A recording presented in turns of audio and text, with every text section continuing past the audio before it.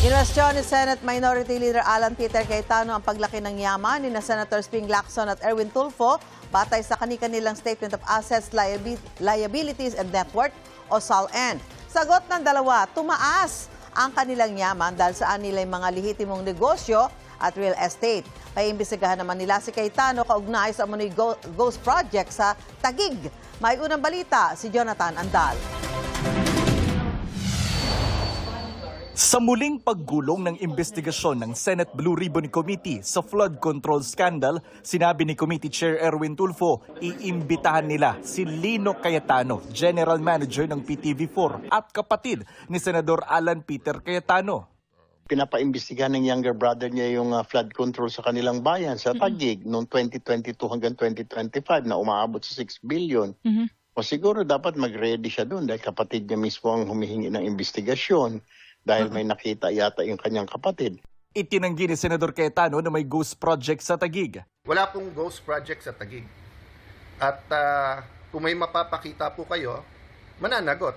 Pero nung sinundan po namin yung JA at sinundan po namin ang mga pondo ng gobyerno, nandun po yung mga project. Kaya suggestion ko, on the record yan sa DPWH kay Secretary Vince Dizon, utusan lahat ng district engineer at kung pwede pati LGU, kunan ng picture. Last year pa to. Kinwestiyon din ni Cayetano ang yaman sa SALN ni Tulfo. Tugon ni Tulfo, wala siyang itinatago at wala ring problema kung imbestigahan siya ng AMLAC o Anti-Money Laundering Council.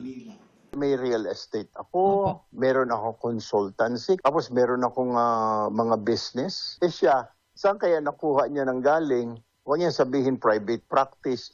Hindi naman siya nag-private practice. Bago ka magtingin sa dumi ng mukha ng iba, tingnan mo muna yung sarili.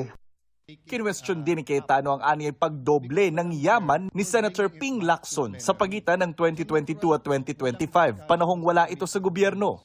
Kay Senator Lacson, di ba? Ano yung actual? I didn't really pay that much attention pero parang dumoble yung kanyang SALN tapos sinabi niya sa negosyo. Kinwestiyon din niya ang campaign funds noon ni Lacson. Kilala ko rin naman yung mga nagbibigay sa'yo pag eleksyon eh. Di mo naman dineclare, di ba? O, so plunder din ba yon? Sa isang post sa X, sinabi ni Lacson, sumobra na si Cayetano nang atakihin nito ang pinakaiingatan niyang integridad.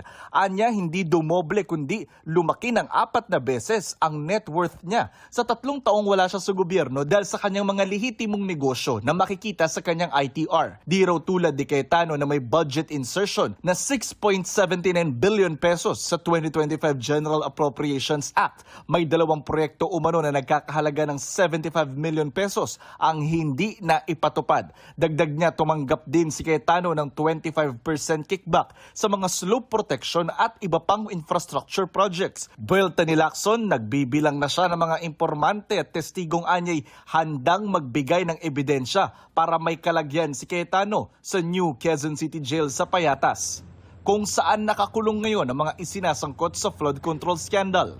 Senator Panglito Lacson, nakatingin ka sa Taguig. Bakit? Boto kasi sa impeachment laban kay Vice President Sara ang talagang pinagkakaabalan mo. Para sa unang balita, Jonathan Andal, GMA News. Sinisikap ang kunin ng pahayag ni Senate Minority Alan Peter Cayetano kaugnay sa insertion sa 2025 budget na tinutukoy ni Lacson. Sabi ni Senate Blue Ribbon Committee Chairman Erwin Tulfo, iimbitahan nila si PTV4 General Manager Lino Cayetano, gayon din ang 18 nagpakilalang dating tauhan ni Saldico sa susunod na hearing ng komite kaugnay sa flood control projects. Wala pang tiyak na petsa kung kailan ang susunod na hearing pero gagawin daw ito pagkatapos ng July 27, araw ng State of the Nation address ng Pangulo.